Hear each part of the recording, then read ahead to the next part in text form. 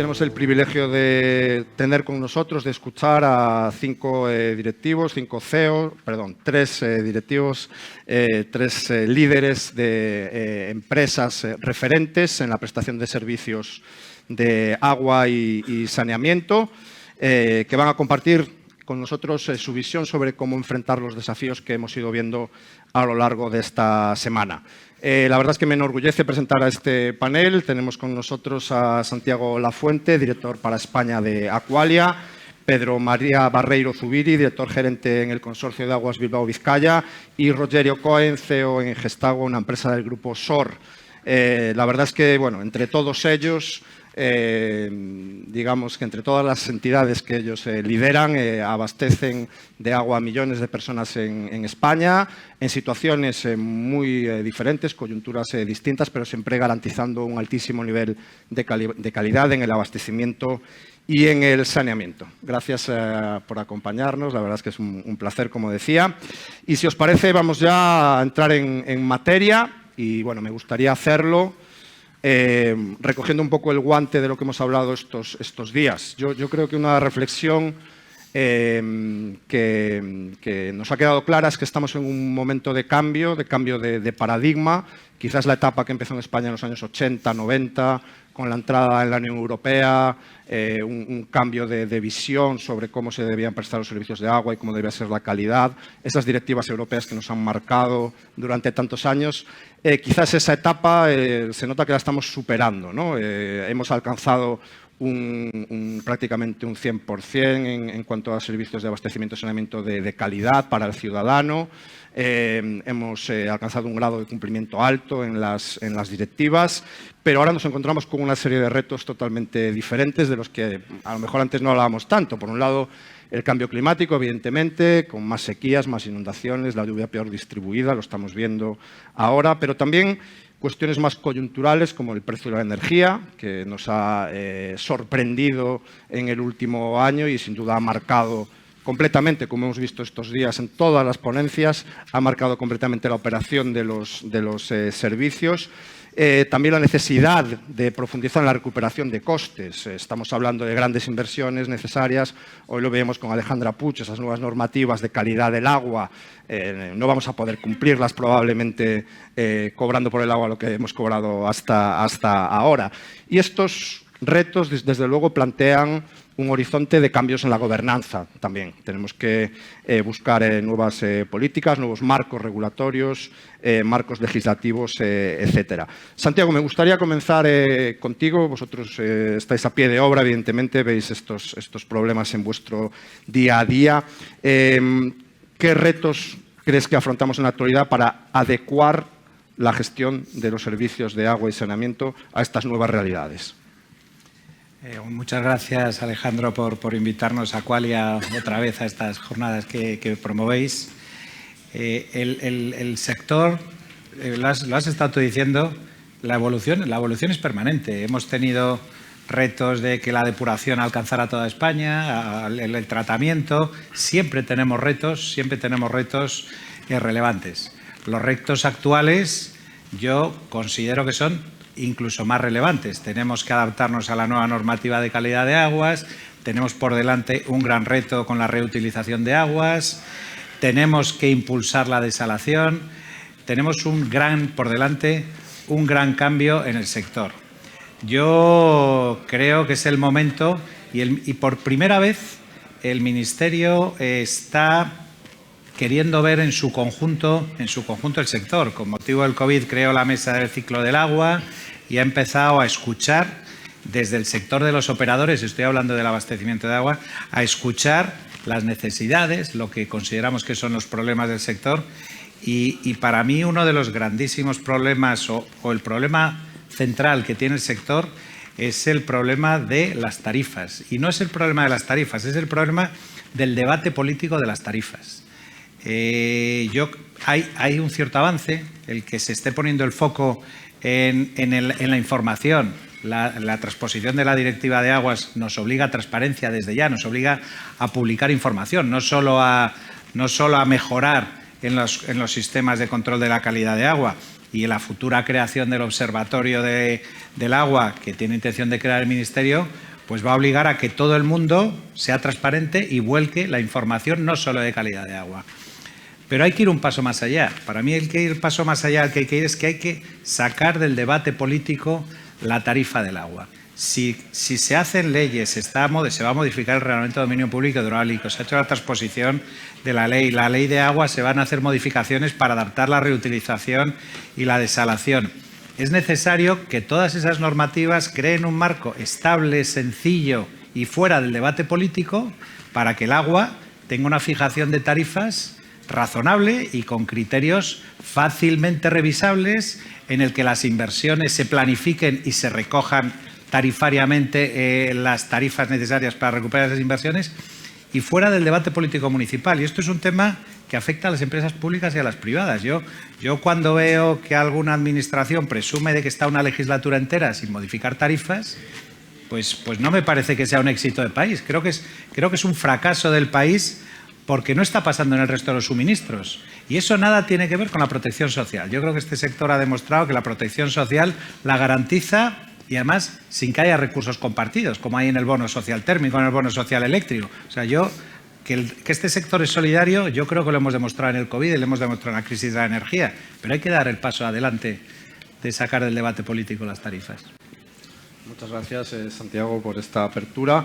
Continuamos con Pedro Barreiro, director gerente del Consorcio de Aguas Bilbao-Vizcaya. 19 años liderando el consorcio, una visión sin duda amplia de lo que ha sido esta etapa de consolidación que ha convertido al consorcio en una referencia absoluta, no solo en España, sino a nivel internacional.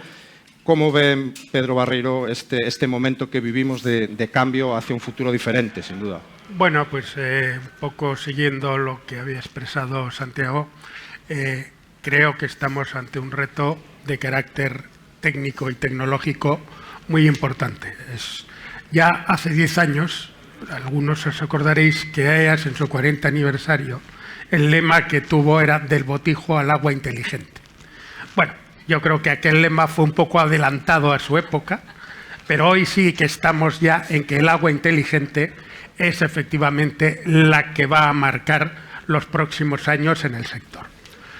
En parte de esto nos viene impuesto por Europa. Acabamos de empezar con la nueva directiva de agua potable. Tenemos en este momento amenazantemente estudiando la nueva directiva de aguas residuales, que en principio viene potente. No vamos a entrar, creo que no es este el debate ni este es el foro sobre ese tema, y aparte que todavía le quedan varios años hasta su desarrollo final, con lo cual suponemos que veremos bastantes modificaciones, pero lo cierto es que esto es lo que hoy tenemos delante de nuestras narices de cara al futuro en el sector. Bien, ¿esto qué es lo que requiere? Bueno, pues en primer lugar, algo que ya tenemos, que son profesionales cualificados, empresas cualificadas para poder avanzar y adelantar y atacar a todos estos retos, pero también es necesario que, como todos estos retos, y aunque aquí hemos hablado de la eficiencia en el sector, pues es necesario también el disponer económicamente de unas tarifas adecuadas para poder hacer frente a todo esto, que además nos viene por obligación, ya no solamente de que las empresas, bien sean públicas o privadas, tengamos que hacerlo, sino porque por ley estamos obligados a hacerlo. Aparte de todo eso, pues también los otros temas que ha comentado Santiago con respecto a las modificaciones que va a haber en normativa española. Pero básicamente la gran diferencia va a venir por los grandes retos tecnológicos que van a suponer estas dos directivas y que además nos van a obligar a que a futuro tengamos que implementar pues todos estos sistemas que aquí han venido apareciendo, pero eso no es gratis y por lo tanto requerirá, digamos que en principio, el poder disponer de unas tarifas relativamente importantes. Nosotros somos una entidad que en los últimos 4 años hemos subido las tarifas y además las subimos independientemente de todo, y en algún año hasta alguno me acusaba de ser demasiado osado en las actualizaciones de tarifas que tuvimos, pero es que son imprescindibles para poder acometer los retos que vamos a tener a futuro. Nosotros tenemos en este momento un plan hasta el año 2031 de qué es lo que queremos hacer y, sobre todo, de qué cuesta lo que queremos hacer.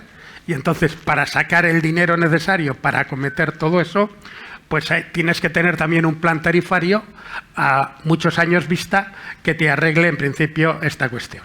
Y ahora estamos trabajando precisamente en un plan de prospectiva general de empresa para los próximos 10 años, ayudados por una futurista, es el nombre o prospectivista, porque la lista Forbes también tiene clasificados este tipo de personas y esta es una de las 40 principales futuristas a nivel del Estado español y con ella queremos marcar un poco una perspectiva a 10 años, no ya la típica de inversiones y demás, sino en qué puntos se debe de intervenir y actuar de cara a los próximos años. Inteligencia artificial, personal, todas labores de carácter medioambiental, el impacto que está suponiendo el cambio climático, todo este tipo de cosas que afectan directa o indirectamente a lo que es nuestra actividad, hacia dónde van a ir en esos próximos 10 años. Ella nos aconseja que no hagamos a más de 10 años y, bueno, pues con eso ir viendo hacia dónde tenemos que seguir yendo.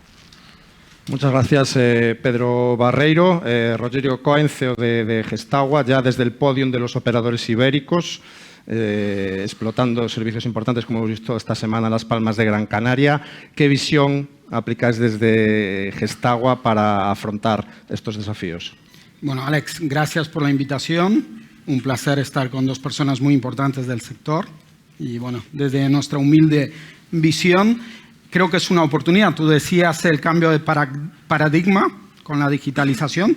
Yo pondría y haría un símil con dos industrias que son parecidas a nosotros, las telecomunicaciones, la energía y luego el agua. Sobre los 90 hubo un gran operador público que se transforma por la presión, por la competencia que fue Telefónica, y hoy podemos ver el sector de telecomunicaciones cómo se ha transformado. En los 2000 y algo pasa lo mismo en la energía, a donde bueno, había 3 o 4 grandes compañías regionales y hoy hay casi microproductores, microoperadores y el autoconsumo. Cambio de paradigma por varios factores, por la obligación de la Comunidad Europea de competencia, apertura del sector, y anhelamos desde una visión más pequeña dentro del sector que también pase esto en el sector del agua. Sabemos que en el sector privado hay 2 grandes operadores y luego algunos pequeñitos. A pesar de que creemos que con el nuevo cambio de paradigma, donde entra el cambio climático a ser un factor esencial en la nueva visión que todo gestor, operador o stakeholder del ciclo integral del agua tiene que estar presente, el cambio climático no es a 10, 15 años, es ya, las sequías que está pasando. Y esto lo que viene a ayudar es la digitalización. La digitalización nos va a poner a cada uno de los operadores, actores, en su lugar de máxima transparencia y poder cuantificar y hacer un análisis bastante exhaustiva y real de lo que está pasando hoy, de lo que va a pasar en el futuro y cuáles van a ser los nuevos, nuevo modelo de sector para esta industria que hoy, bueno, hay unos operadores con un tema muy regulado, donde la tarifa de consumo es muy importante, donde todos hablamos de que es muy importante el que consume paga o el que contamina paga, pero entendemos con el nuevo paradigma, cambio climático, digitalización, entendemos que el sector va a una tendencia similar a lo que pasó en las telecomunicaciones, similar a lo que está pasando en las energías, y auguramos que pase lo mismo en el agua. Este mismo foro hace 5 años no había ninguna empresa tecnológica. Ahora hay tecnológicas. Hablando contigo, hablamos que muchos operadores de datos que hoy tienen la información van a jugar un papel muy importante en la operación. Y eso lo que auguramos es que haya más competencia, más visión disruptiva en cómo enfocamos el cambio climático y más tecnología, que es lo que necesita el sector. Gracias, Rogerio. Bueno, habéis puesto las cartas sobre la mesa. Eficiencia, adaptación al cambio climático, digitalización, recuperación de costes, que han sido los temas de la semana que se han repetido con insistencia. Me gustaría empezar por la eficiencia. Hemos hablado estos días de transición energética en el ciclo del agua. Hemos visto cómo los servicios han luchado contra esta tormenta perfecta que nos ha afectado en los últimos meses, con una espiral inflacionaria no vista desde hace mucho tiempo, y cómo se han aplicado también soluciones como las renovables para ser más autosuficiente. Santiago, esto ha tenido un impacto brutal en los servicios. ¿Cómo os habéis adaptado? Eso es una pregunta. Y la otra, ¿creéis que el marco regulatorio recoge suficientemente la necesidad de adaptarse a situaciones puntuales como esta? La adaptación, has dicho tú la palabra es eficiencia. Primero el COVID y luego la crisis de la energía y de la inflación nos han obligado a todos los operadores a extremar nuestras políticas de eficiencia. En nuestro caso, hemos desarrollado mucha fotovoltaica, especialmente en depuración. Estamos haciendo un parque solar en Almería que va a abastecer durante todas las horas del día una desaladora que estamos poniendo en servicio de 60.000 metros cúbicos día. Y sobre todo hemos hecho una transformación en la forma de gestionar nuestros servicios a través de centros de operación. Un poco en la línea de lo que decía Rogerio. La capacidad que nos permite la tecnología de integrar información nos ha permitido, estamos trabajando ahora mismo en 9 centros de operaciones en España, desde los que controlamos órdenes de trabajo, los vehículos que utilizamos, consumos de energía, consumos de reactivos, almacenes, y de esa forma y trabajamos en la predicción de averías, de fugas. Desde ese punto estamos trabajando en la eficiencia hidráulica y, por tanto, en consumir menos agua, en la eficiencia energética y consumir menos energía. Y luego tenemos las líneas que te decía de buscar vía biogás, vía fotovoltaica, vía hidráulica donde se puede, complementar los consumos eléctricos con autoproducción. La segunda pregunta que me hacías, que era la regulación. En cuanto a la regulación, ahí está el Gobierno hizo un decreto, hablo ahora en particular del incremento de costes. El Gobierno hizo un decreto, varios reales decretos, para amortiguar la influencia del incremento de coste en los contratos de obras, pero no ha hecho nada en los contratos de servicios. Ahora, últimamente, parece que hay una enmienda en el Senado que va a reconocer que en el futuro los contratos de servicios de menos de 5 años van a tener fórmula de revisión, pero es que la crisis ya la hemos pasado, o sea, nos lo va a reconocer para cuando el IPC vuelva al 2%, pero no nos lo ha reconocido cuando el IPC ha estado en el 10%. Pero bueno, entendemos que es un paso. El sector de operación y mantenimiento hemos sufrido tremendamente, especialmente los incrementos de costes de energía. El año pasado la energía se incrementó un 120% respecto al año 21. Estamos hablando de que no es comparable con los incrementos de materiales que han estado en 30 y en 40%. Son bestiales, pero no son un 120%. Y en eso, incluso a las propias administraciones públicas con las que trabajamos se sienten desamparadas. Han intentado resolverlo y no son capaces porque la ley no les permite en general reconocer estos desequilibrios, aunque unas administraciones y otras pues han intentado buscar alguna alternativa, pero nos hemos sentido y nos sentimos y estamos, no se nos ha dado una solución. Y hemos sido un sector esencial en el COVID y ni se nos reconoció el efecto de la caída de consumos durante el COVID, que en costa fue tremenda, tuvimos caídas del 20, del 30 y del 40% en zonas costeras, ni se nos ha reconocido en estos momentos. Gracias, Santiago. Pedro Barreiro, desde el consorcio, con una dinámica diferente, porque es una empresa pública, pero ¿cómo lo habéis vivido? Bueno, nosotros, lógicamente, hemos intervenido en cuestiones, igual que comentaba Santiago, de mejorar nuestra eficiencia. Estamos en un plan de seguir ampliando nuestra producción eléctrica, pues con todo tipo de elementos, siempre de energías renovables.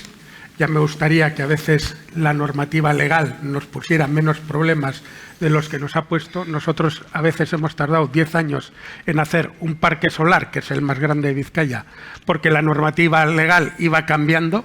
Es decir, había un año que lo sacábamos, este año sí, vamos adelante con él, pues siempre venía una normativa de último momento y otra vez a la balda.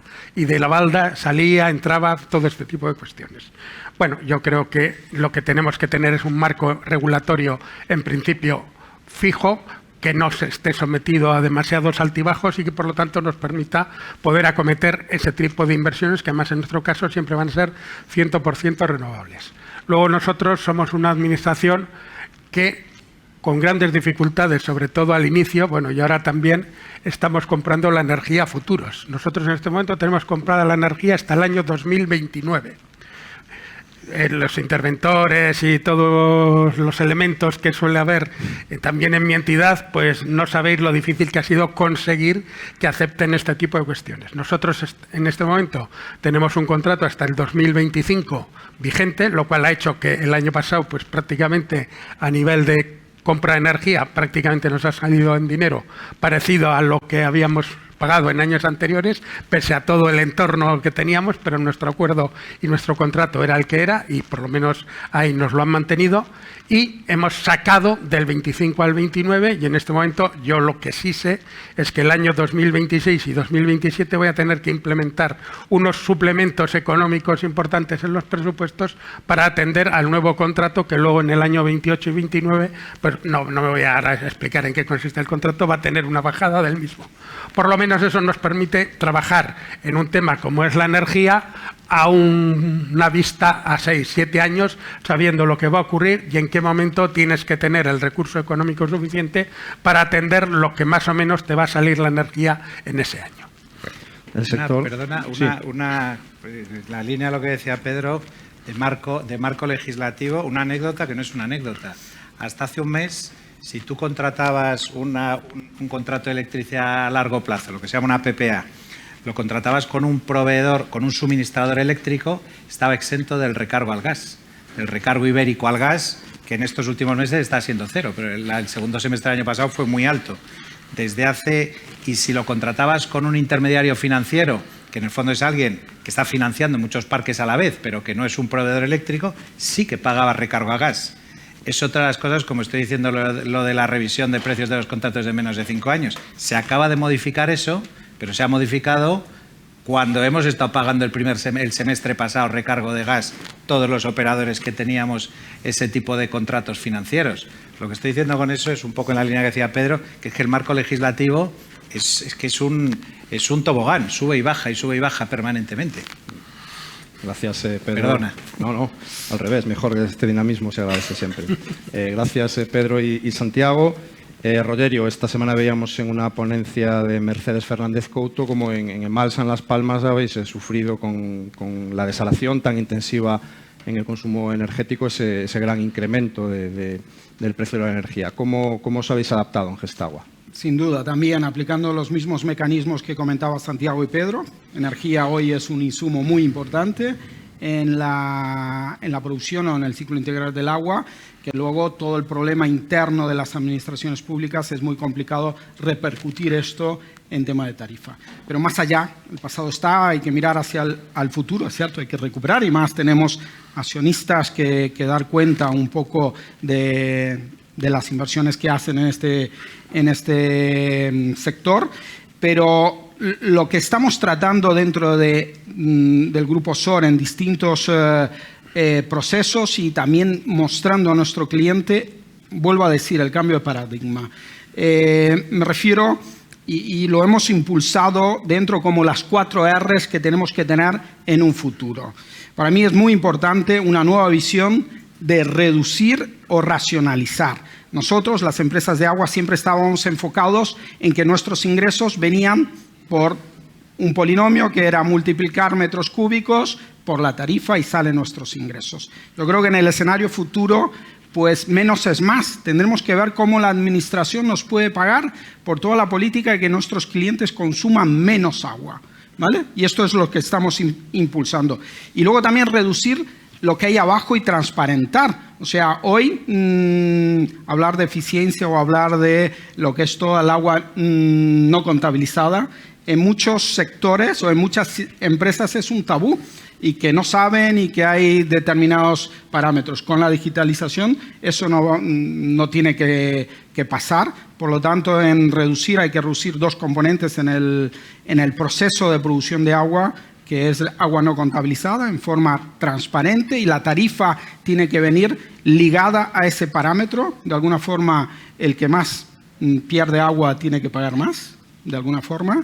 Y luego los CO2 consumidos por metro cúbico producido. Cuanto menos tengas de CO2 gastados, digamos, o tal, más compensación podría venir a la tarifa. Luego tenemos que reutilizar. Yo creo que es muy importante reutilizar el agua. Se habla poco todavía, pero y también hay una dificultad normativa, ya que el agua después del terciario o del secundario es propiedad del organismo de cuenca.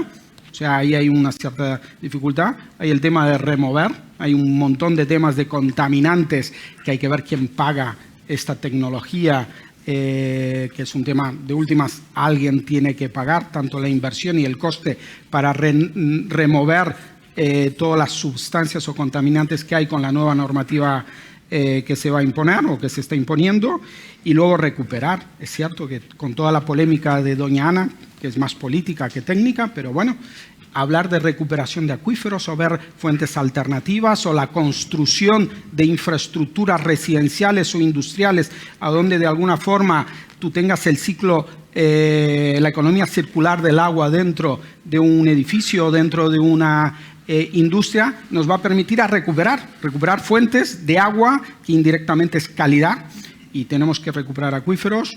Digitalización nos va a ayudar. Y no vamos a hablar de política ni demagogia si tenemos los datos constatados y correctos. Por lo tanto, 4R: reducir, reutilizar, remover y recuperar. Gracias, Rogerio. Continuamos con otro de los temas que habéis mencionado recurrentemente, que es el cambio climático, y en concreto, pues, mediáticamente ahora mismo pues, estamos hablando de sequía. Parece que están los focos puestos. Evidentemente hay una situación muy diferente según la zona de España, pero me gustaría una valoración vuestra general en el caso de Santiago y de Rogerio, evidentemente más local en el caso de Pedro, pero una valoración general sobre la resiliencia de los sistemas de agua en España frente al cambio climático y especialmente por la situación que vivimos frente a las situaciones de sequía. ¿Estamos preparados? Y también en esa resiliencia me gustaría que nos hablarais de los recursos no convencionales, de la reutilización y de la desalación como alternativas para mejorar ese mix. Santiago. Gracias. En España tiene 2/3 del territorio en estrés hídrico. España es un país en el que tradicionalmente conocemos lo que son las sequías. Los ciclos de sequía se van acortando y los periodos de sequía se van alargando dentro del ciclo, pero no es algo que sea nuevo para nosotros, y yo creo que unánimemente todos sabemos que esto ha llegado para quedarse. No viene detrás del periodo de sequía, no va a venir un periodo húmedo permanente, va a venir los mismos ciclos y con escasez. Y un poco el 80% del agua en España se destina al regadío y algo más del 15% se destina al abastecimiento. Eso es algo que a efectos de saber qué es lo que hacemos con el recurso y cómo distribuimos el recurso, pues tenemos que ser conscientes. Cuando hablamos de que el 25% del agua urbana es agua no registrada, que eso es más o menos que en fugas se va a un 15% de ese 25%, porque el 10% restante son déficit, malas lecturas o robos de agua o fraudes. Ese 15% son unos 600 hectómetros cúbicos. En España se está regando por gravedad todavía 7.000 hectómetros cúbicos al año. Digo, para que tengamos un orden de magnitud de dónde estamos empleando el agua y dónde tenemos que centrar la eficiencia. Dicho eso, y puesto un punto y aparte, porque yo me dedico al agua urbana, entiendo que el agua urbana tenemos que ser una bandera de enseñanza de que cada litro de agua para nosotros es relevante y de que tenemos que ser solidarios con todos los consumos de agua en España sin pensar que somos el 15 y el riego es el 80. Yo entiendo o pienso que en general los servicios de agua en España están preparados, tienen resiliencia para esta situación. Hay ahora mismo en esta época dos zonas críticas en España, que es toda la cuenca del Guadalquivir y las cuencas internas de Cataluña. Yo creo que se está trabajando muy bien en los planes de sequía, que desde las empresas responsables, públicas o privadas, y desde las administraciones públicas responsables del abastecimiento se está trabajando bien en los planes de sequía, en los decretos de emergencia, en los decretos de sequía y en general creo que estamos preparados para lo que viene. Decías tú reutilización, es una asignatura indiscutible, estamos reutilizando menos de un 15% de esos 4.500 hectómetros cúbicos que consumimos en abastecimiento en España, o sea, tenemos por delante 3.500 hectómetros cúbicos de capacidad de reutilización, que eso es muchísima agua y que se puede utilizar en instalaciones deportivas, en industria, y cada vez está habiendo más desarrollo y más ejemplos de eso en España. Y en cuanto a desalación, para mí la asignatura es la interconexión. Tenemos que aprovechar las infraestructuras que tenemos que interconectarlas, tenemos que crear flexibilidad en interconexión entre los sistemas de desalación y los sistemas potables para poder de abastecimiento superficial, digamos, y es una asignatura en la que hay que acelerar el paso también. Gracias, Santiago. Pedro Barreiro, en Vizcaya tenéis una disponibilidad de recurso mayor que en otras zonas de España, pero estoy seguro de que también estáis contemplando en la planificación actual y a futuro los efectos del cambio climático. ¿Cómo lo valoráis? Bueno, efectivamente, esto es algo que está evolucionando de manera continua. Nosotros, en este momento, y voy a utilizar un término más de empresa privada, vendemos sobre un 40% menos de agua de la que vendíamos hace 20 años. O sea que eso demuestra que se están aplicando medidas de carácter técnico importantes y que además dan resultados, porque desde luego yo sí me entristece un poco cuando veo salir en rogativa o en procesión, sin ánimo de entrar en temas religiosos, pidiendo el agua, porque eso está datado ya en escritos en los años 1300, ya en escritos españoles ya se hacían rogativas para evitar el que hubiera agua. O sea que este tema no es especialmente novedoso. Lo que sí tenemos que aplicarle son métodos novedosos para intentar resolverlo al máximo, teniendo en cuenta que el 75%, que es la parte atlántica de España, tiene el 75% del recurso y la parte mediterránea tiene el 25% y solo un río, vamos a decir, que es el Ebro, con un caudal suficiente para entenderse que es prácticamente un río importante. El resto de ríos importantes todos acaban vertiendo hacia el tema atlántico.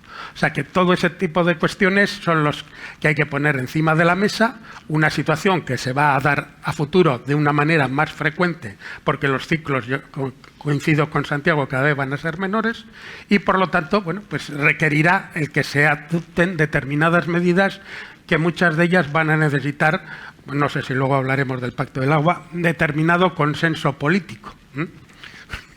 Y eso simplemente os invitaría a que leáis un artículo de IAGUA en el año 2013 donde se hablaba del Pacto del Agua y lo que hablaban de la sequía.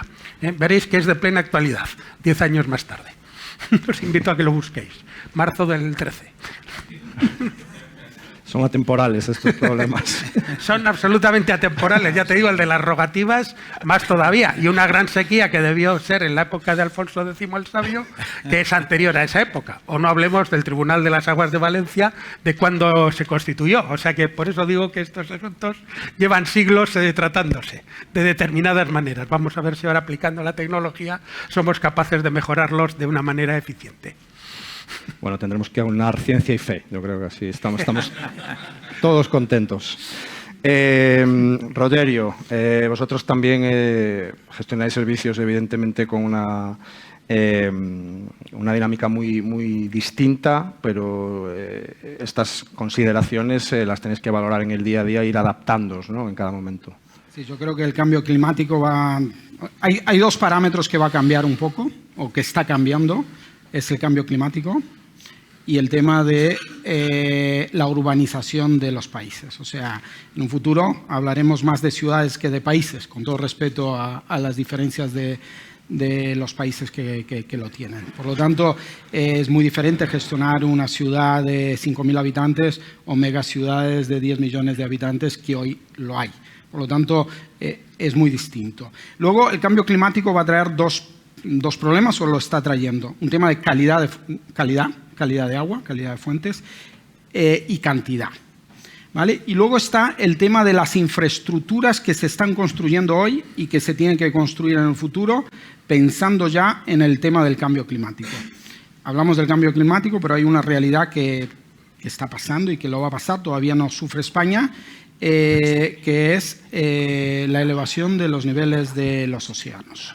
¿Vale? Por lo tanto, si las depuradoras o las desaladoras se hacen en cotas por debajo del nivel de mar actual, ¿qué pasa dentro de 30 años cuando se dice que los océanos pueden subir 2 metros de altura? Por lo tanto, esto se tiene que estar incluido dentro de los planes, digamos, de las administraciones, de los operadores.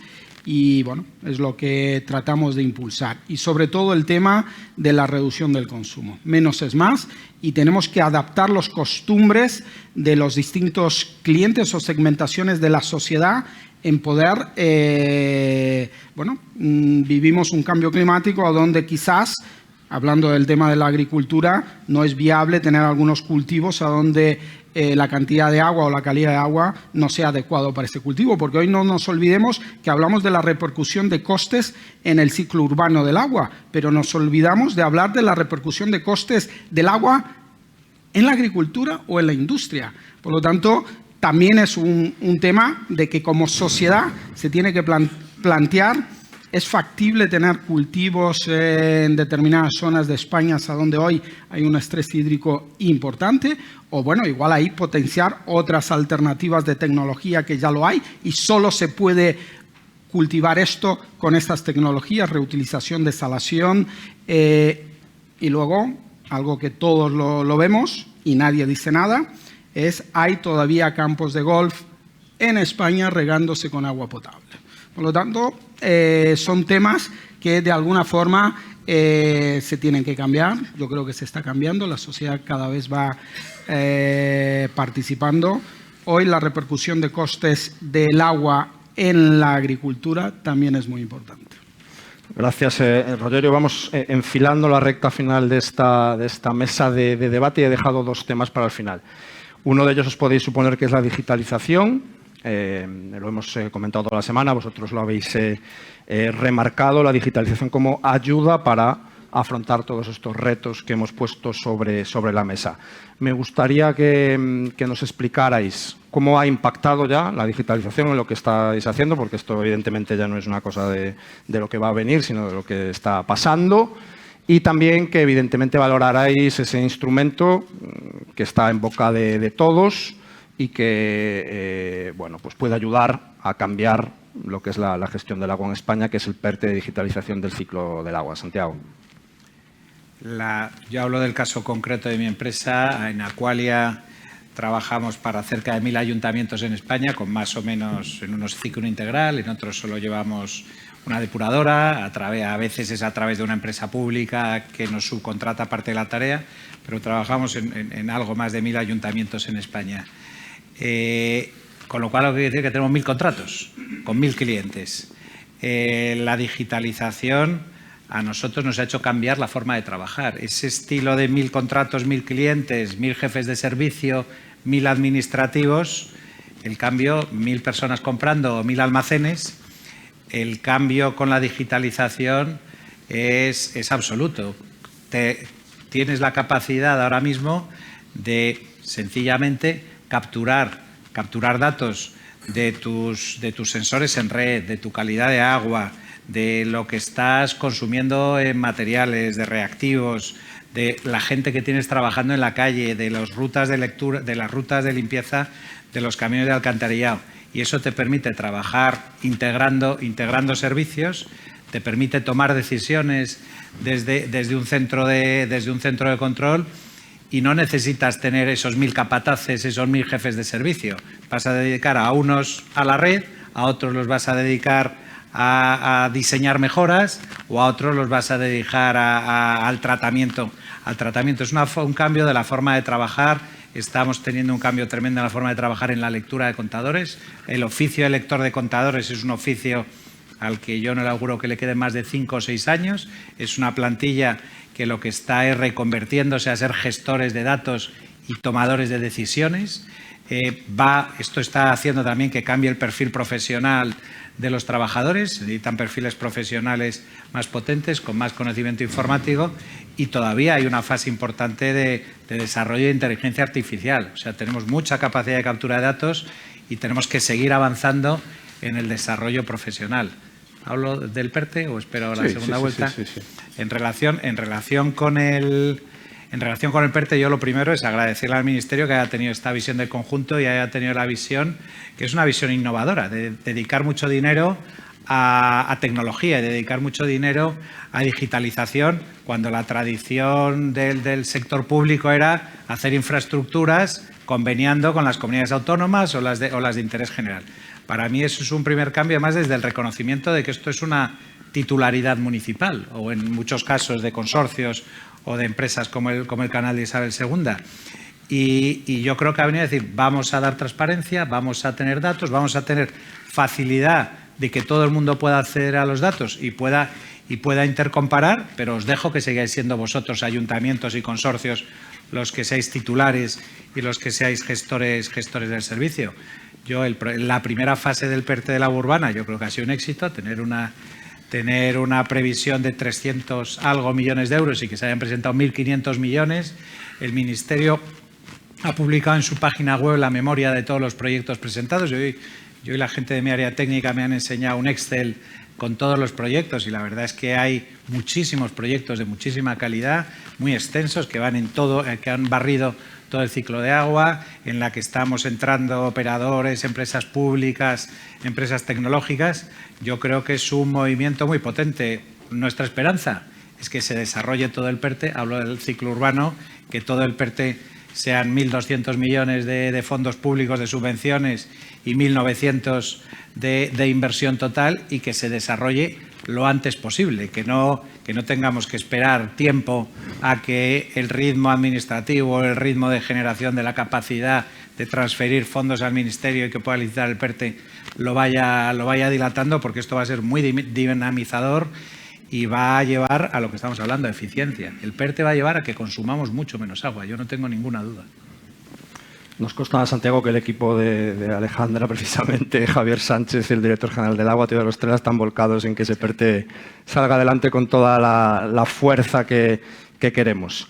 Pedro, ayer veíamos una ponencia de Héctor Orbe sobre el proyecto Urdata, precisamente que se ha presentado a este PERTE. ¿Cómo estáis implementando estos avances tecnológicos en la digitalización en el consorcio y cómo valoráis el PERTE? Bueno, al final nosotros no nos diferenciamos tanto de una empresa como es Aqualia. Ellos tienen 1.000 municipios, nosotros tenemos 97, el canal pues 160 y tantos. O sea que para nosotros también tenemos como 97 clientes diferentes. Entonces, todo el tema de digitalización llevamos ya muchos años trabajando en ello, porque es que si no, no habría posibilidades técnicas y sobre todo humanas de poder atender a esos 97 municipios, que los tenemos desde Bilbao hasta municipios de poco más de 200 habitantes. Todos con unas características, unos muy urbanos, otros muy rurales, o sea, tenemos absolutamente de todo. Por lo tanto, necesitamos disponer de elementos lo más digitalizados y lo más avanzados tecnológicamente posibles para poder dar servicio, porque si no, la única solución sería disponer de un ejército de personas pues, para atender todo este tipo de cuestiones. No es así. Lógicamente, nuestros centros de control están operativos desde hace ya muchísimos años, etcétera, etcétera. Todo este tipo de cuestiones, digamos que avanzamos de una manera similar a lo que puede avanzar cualquier otra gran empresa, bien sea pública o privada. O sea que en ese aspecto la digitalización es fundamental y a futuro va a seguir siendo más fundamental de lo que ha sido hasta ahora. Digamos que hubo un momento, vamos a decir, mental, que fue un poco extraño, que era, claro, el consorcio tenía una estructura, básicamente era todo el mundo ingenieros de caminos e ingenieros industriales dedicados a procesos, y claro, cuando tuvimos que empezar a meter otros perfiles de profesionales también dentro de la estructura del consorcio, pues hubo algunos que no terminaban de ver aquello y les parecía que era poco menos que, bueno, no sé qué ocurrencias está teniendo esta gerencia. Bueno, hoy en día eso ya ha pasado a la historia. Bien, en cuanto al tema del PERTE, bueno, pues yo creo, y los datos están ahí, que el PERTE ha sido todo un éxito. El sector se ha movilizado, yo creo que de una manera importante en el PERTE, tanto en el número de proyectos presentados como en la cantidad económica que se ha reclamado para este PERTE. Y, hombre, yo lo que sí le pediría al Ministerio es que haga todo el esfuerzo para que esa promesa que está por escrito de 1.200 millones del PERTE, que se convierten prácticamente en 1.900 millones de inversión, que el sector está demostrando que es capaz de atenderlos y hacerlos, pues que vayamos adelante. Coincido con Santiago lo más rápidamente que podamos para que no se nos pasen los plazos de Europa, pero realmente intentemos ser capaces de invertir esos 1.900 millones que van a ser una ayuda muy importante para todo el sector. No nos quedemos en 200 más 200, vamos a intentar no ser rácanos, vamos a tratar de ser lo más lanzados posibles e ir al máximo.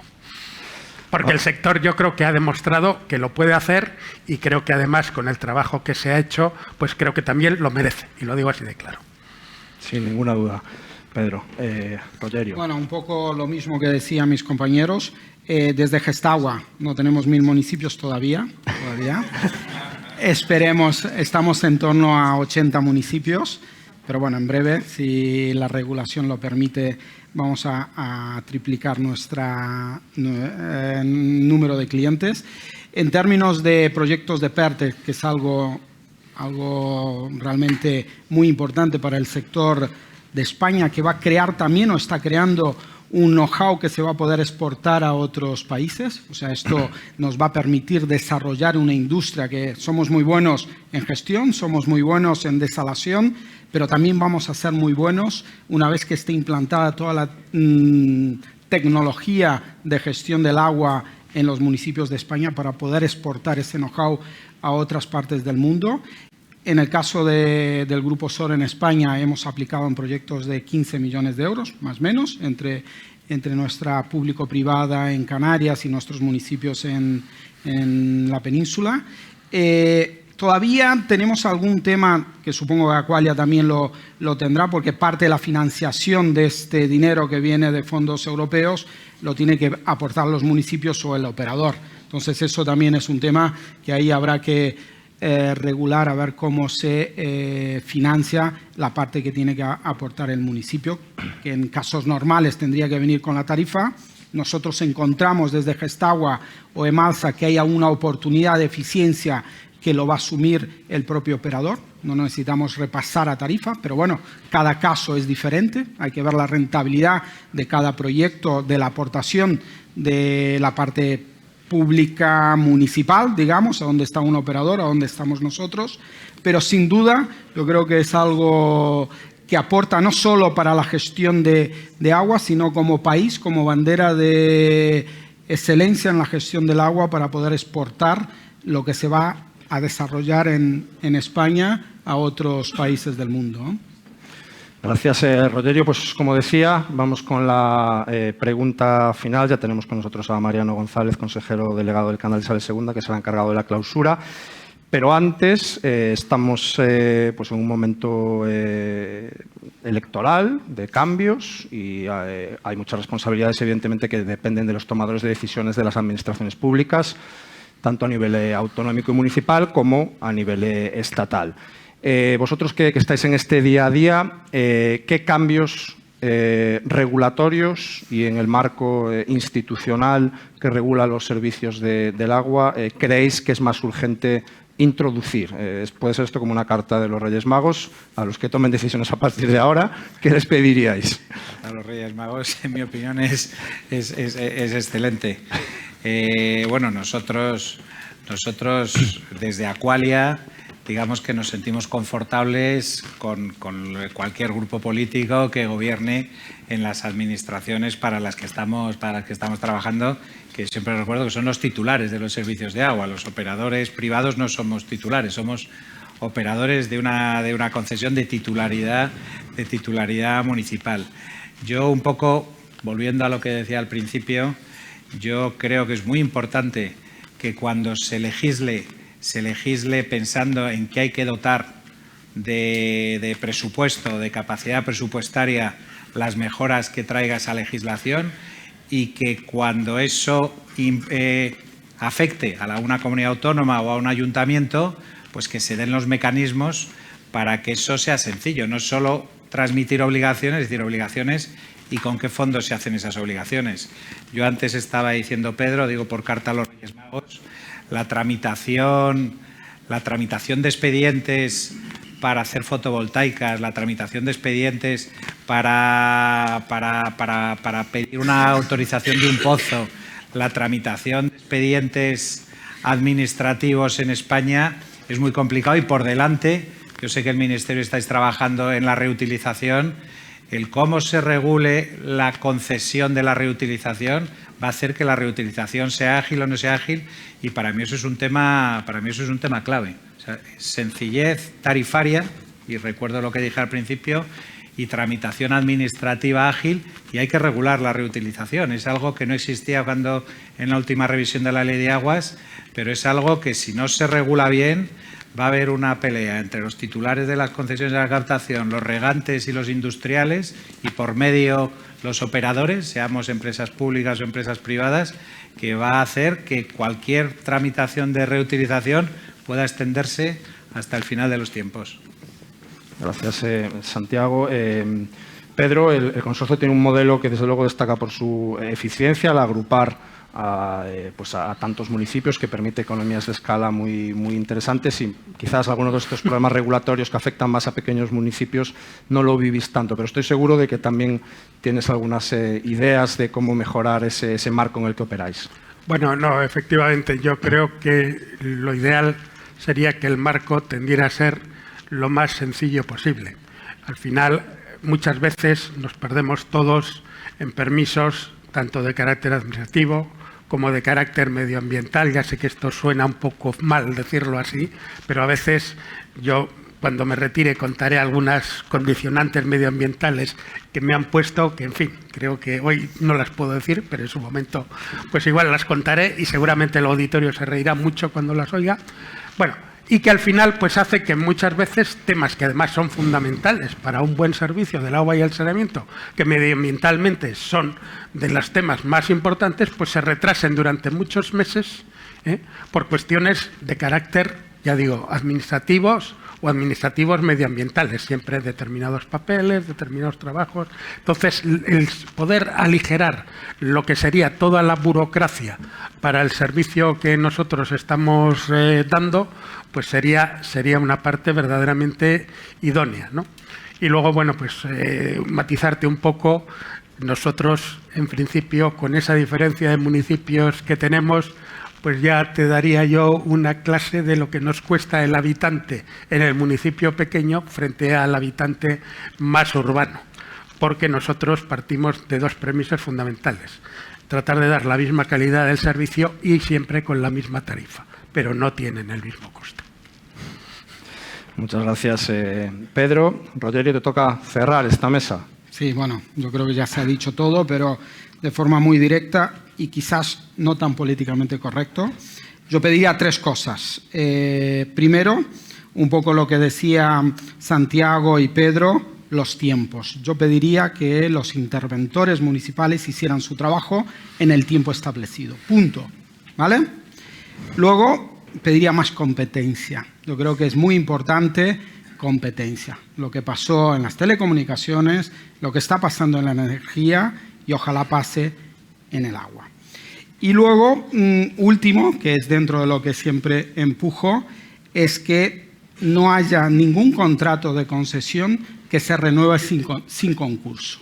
Yo creo que eso es fundamental para crear más inversión a corto plazo, ya que sabemos que todo concurso atrae mucha inversión del sector privado y renovar contratos sin concurso hace con que la inversión para el ciudadano en la ciudad que está presente ese concurso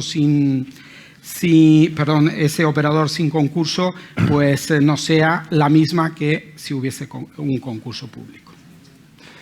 Pues Santiago Lafuente, director de España para Aqualia, Pedro María Barreiro, director gerente en el Consorcio de Aguas Bilbao Vizcaya, Rogerio Cohen, CEO en Gestagua. Muchísimas gracias por acompañarnos hoy, por vuestra dedicación y por exponernos estas ideas. Ha quedado claro, yo creo que tenemos el conocimiento, que tenemos la tecnología y que tenemos que dotarnos de herramientas de gobernanza para poder superar estos retos que hemos planteado durante toda esta semana. Muchísimas gracias. Muchas gracias.